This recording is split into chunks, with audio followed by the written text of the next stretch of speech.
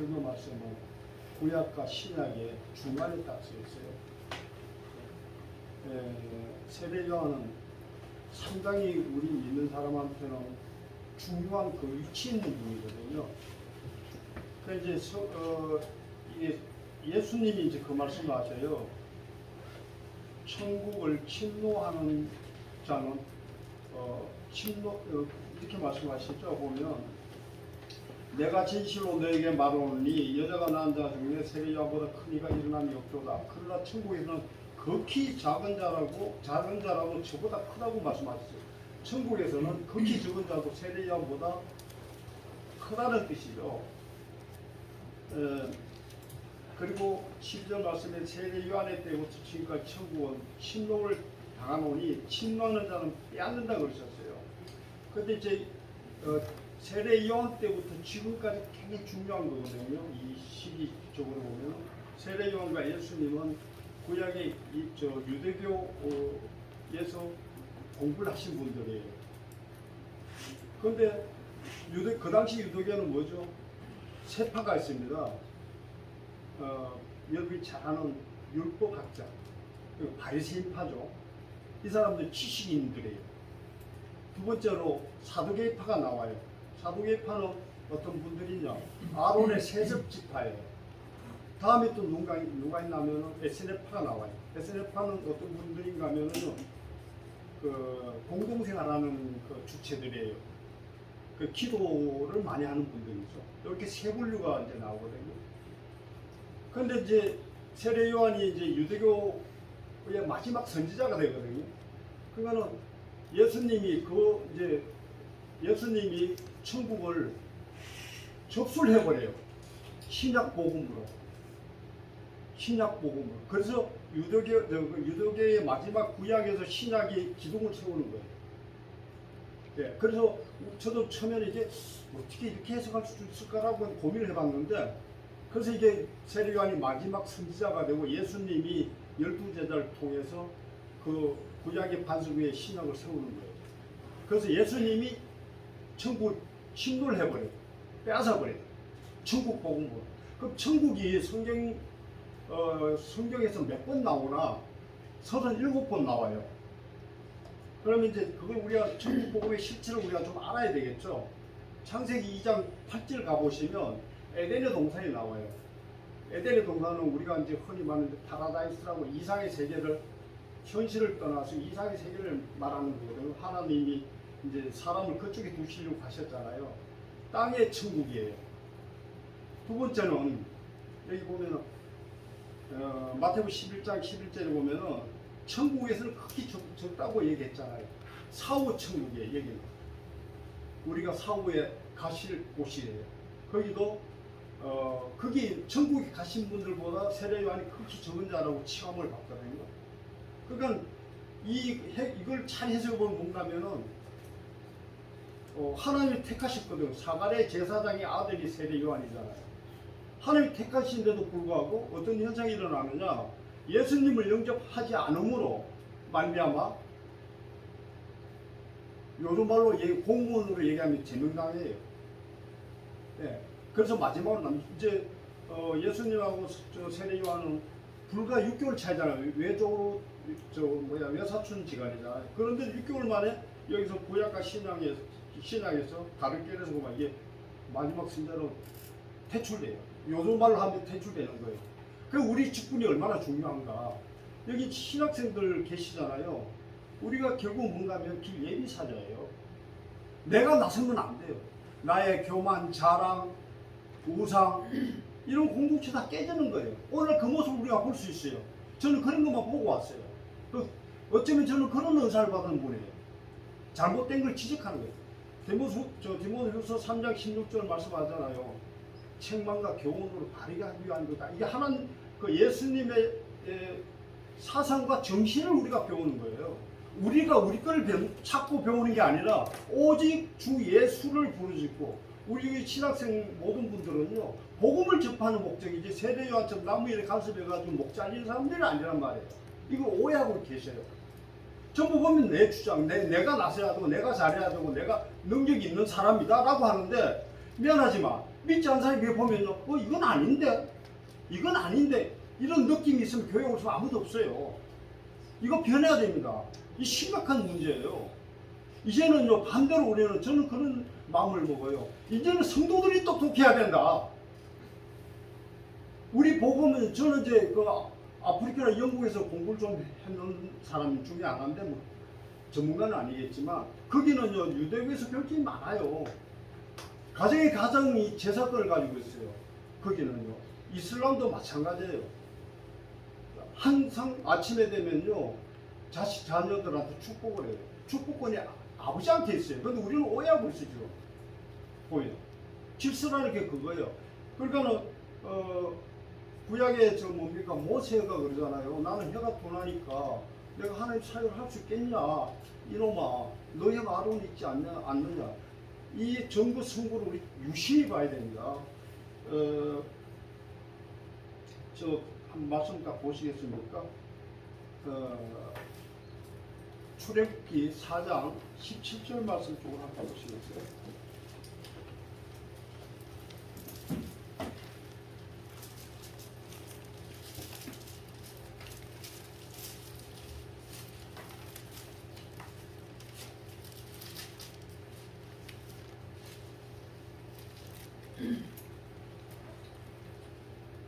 자, 27절입니다. 찾으셨습니까? 27절 말씀. 다 같이 한번 읽어보겠습니다. 여호와께서 아론에게 이르시되 광야에 가서 모세를 맞으라 하매 그가 가서 하나님의 산에서 모세를 만나 그에게 입맞추니라. 아멘. 아니, 우리가 상식적으로 생각해 보면요, 동생이 형이 동생을 영접하는 건 더 어려워요. 내가 형인데, 네? 형이 건의에 도전해가지고 가인이 아벨을 죽이잖아요. 그렇지 않습니까? 근데 여기는 하나님 말씀이 순종하잖아요. 아론은 가서 입 맞춘다는 게 영접하다는 뜻이에요. 네? 그러니까 모세의 종이 되는 게 아론이잖아요. 그래서 아론은 순종함으로 아론 지파로서 제사장으로 세습된 제사장으로 쭉 내려와요. 이해가 되시죠? 예. 그래서 우리가 다 잘나면 안 돼요. 다 잘나면 교회가 무너지죠. 문을 닫아야죠. 그러면 그 문 닫는 정부 성구는 어디에 있습니까? 말라기에서 1장 10절 말씀 한번 찾아보시겠어요? 한번 찾아보세요. 말라기에서, 구약의 말라기에서, 마지막 말라기에서 1장 10절 말씀.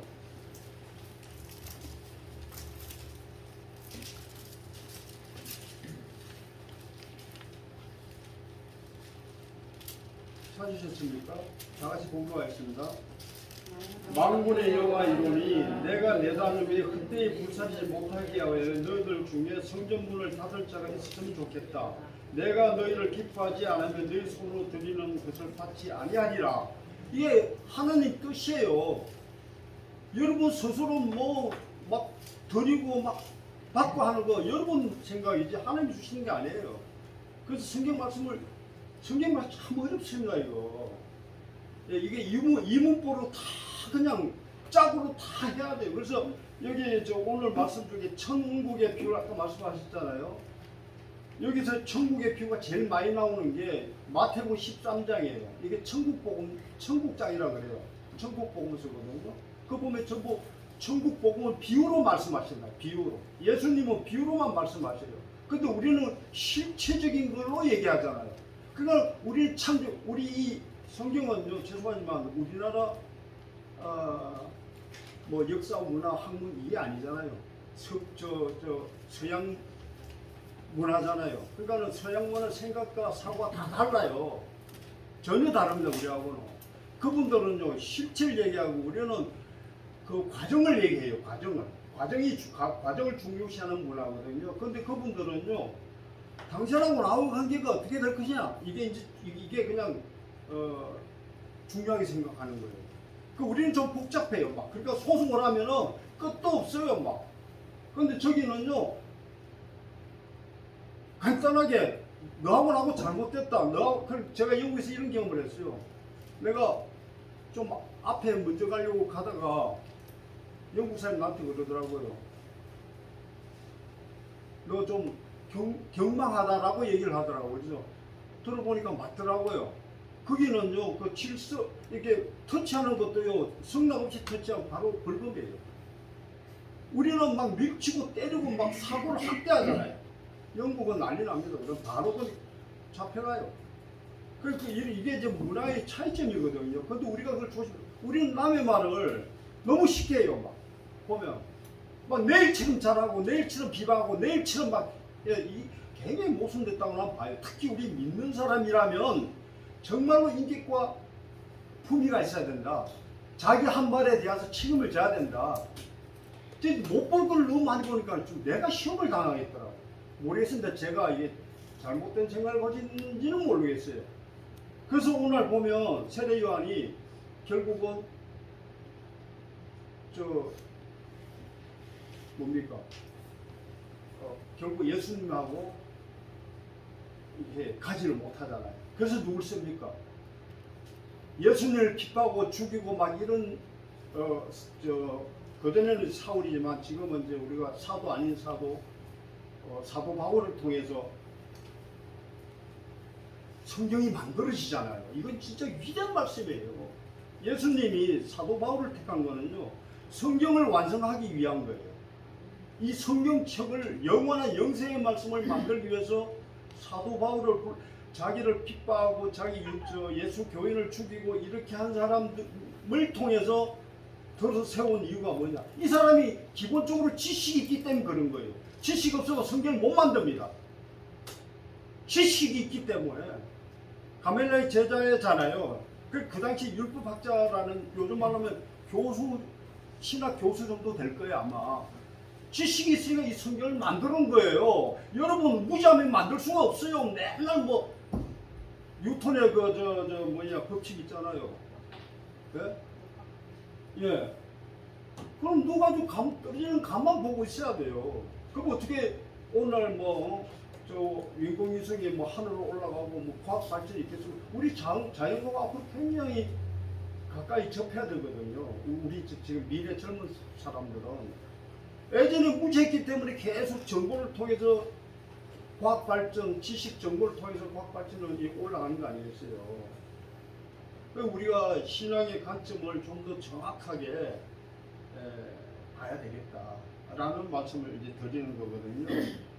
그리고 이제 얼마나 천국 복음이 중요하냐면 보통은 이제 마태복음서라고 하는데 보면은 3장, 5장, 13장에서 쭉 그걸 많이 좀 읽어보셔야 되고 우리가 흔히들 가면 어디 가면 영성이라 그러고 막 이렇게 말씀하시는데 사실은 믿음의 반석은요 사도 바울의 서신서에 다 들어있어요. 서신서.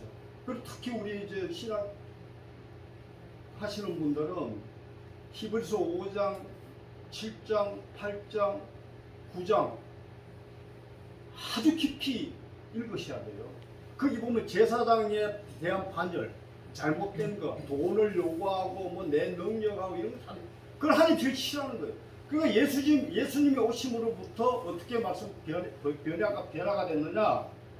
제사는 매일 드려야 돼요. 제사는 예수님이 오신 분은 제사는 매일 드리는 게 아니에요. 지식을 우리는 탐구해야 돼. 지식을. 그래야지 지혜가 생기고 지각이 생기고 믿지 않는 사람들한테 복음을 전할 수 있어요. 이게 정말 위대한 책이에요. 위대한 책. 그런데 우리는 오해하고 잘못 배우지 않는가라는 생각을 제가 하거든요. 여기 이 자리에 계시는 여러분들이 사실은 서울대학 가가지고 복음을 전해야 돼요. 저는 영등포나 서울집전에 가가지고 물어봐요.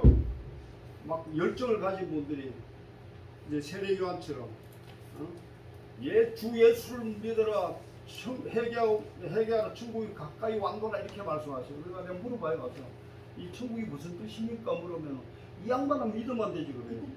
이 양반은 믿으면 되지. 뭐 따져 길고 짧고 이렇게 무식해서는 안 돼요.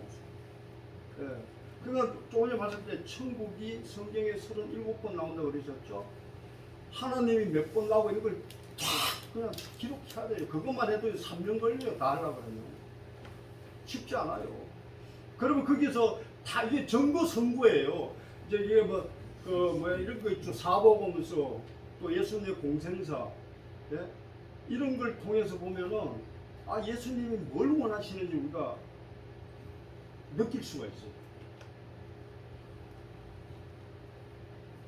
저는 이걸 보면서 2000년 전에 이제 우리가 이게 보면은 이제 구약은 AD 90년에 완성됐고 이제 신약은 AD 397년경에 완성됐다라고 이제 기록되어 있거든요. 그러니까 지금 대충 400년 따라 1600년 전에 이런 뭡니까 이제 신학적인 기법 또는 학문적인 걸 과연 할 수 있었을까? 지금 계시는 이 전부 지식인들도 이걸 풀지를 못해요. 그러니까 얼마나 위대한 말씀이냐라는 것을 우리가 제삼 확인할 수 있다는 것입니다. 그 이제 제가 봤을 땐 침노를 당한 이유는 세례 요한의 영적 문제예요. 구약의 모세와 아론은 그 모세를 영접함으로 아름답게 구약이 완성됐고, 신약은 세례 요한의 무지를 통해서 정말로 사도 아닌 사도를 내 택한 것으로 채워서 성경을 완성시키는 이 위대한. 우리는 십자가 보혈 사건을 많이 얘기를 하잖아요. 예수님 육신의 고통을 말하는 거예요. 그 육신의 고통, 제일 죽음이 어려운 게 십자가에 달려 죽을 때까지 달아두는 거예요. 그거는 예수님 시대 이전 보면은 아테네 전쟁 이 당시부터 이미 그게 그런 행위들이 이루어졌어요. 예? 근데 그 고통을 느낌으로써 믿지 않는 사람들이 보니까 죄 없는 사람을 유대교인들이 예수님을 죽이잖아요. 그러니까 이 사람들 잘못됐어. 그래서 예수님을 추종하는 거예요. 예수님 죄도 없는 사람, 빌라도 말하면 너 죄를 찾아봄이 없다. 죄가 없다. 그러니까 유대교 제사장들이 자기 성전에 이게 결국 유대교 제사장들이 예수님을 죽인 이유는요, 성전 관리와 재물 때문에 죽이는 거예요. 돈 때문에 죽인 거예요. 왜냐하면 우리 유대교 성전이 잘 다니는 사람들이 예수를 따라가 보니까는 우리 성전에 재물이 다 안 들어오잖아요. 예? 그러니까 예수를 죽임으로 성전 운영을 할 수 있다는 뜻이에요. 예. 그러니까 오늘날 그게 우리의 모습이에요. 사실은 성경에서 비유로 말씀하시는 게 우리의 모습을 우리도 그렇게 했고, 이분들이 이제 우리 그 믿음의 조상들이 우리 때도 그렇게 했고 오늘날도 그럴 것이고 미래도 그럴 것이다 라고 지금 비유로 말씀하시는 거예요. 그러니까 이게 얼마나 잘 가르쳐야 되느냐, 이게 생명의 말씀이라는 거예요. 생명의 말씀. 그리고 생명의 말씀은 이제 내가 지금 질문해봐요. 여러분 예수님 어디 계시죠? 만약에 답을 하신다 그러면 예수님 어디 계시죠? 우리를 보면 실제 예수님이 살아있는 모습을 상상하거든요. 이게 예수님이에요. 성경 말씀. 아멘. 이게 성경이에요. 이게 예수님의 영적인 말씀. 우리는 영적 지도자가 되기를 원하잖아요. 그런데 사람이 육신을 가지고 자꾸 육신을 자랑하니 이쁜 딸 놓고 공부 잘하는 딸 놓고 육신적으로 얘기하는 게 아니라 영적이에요. 영적. 그래서 창세기 2, 3장이 굉장히 중요한 거란 말이에요.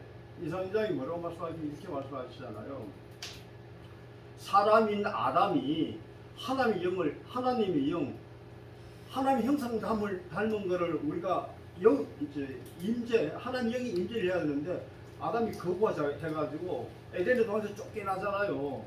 그럼 우리는 항상 하나님의 영을 우리 마음속에 임재를 하셔야 돼요. 말도 행동도 모든 것들을 하나님이 원하시는 그 뜻 가운데 신앙의 뿌리를 내려야 그게 올바른 거지. 전부 사람 생각해 보면 근데 믿지 않는 사람 다 너무 잘 알아요. 그 경계하셔야 돼요. 우리 주위에 있는 동료 신학생들부터 믿지 않는 사람들은 보면 다 얼굴이 다 써 있어. 다 써 있어요. 다 알아. 근데 문제는 본인이 모른다는 거예요. 이거는 가져간 일이잖아요. 네. 그래서 오늘 제가 좀 지나쳤는지 모르겠지만 난 성경도로 말씀을 전했습니다. 그래서 오해가 있으셔도 이해하시고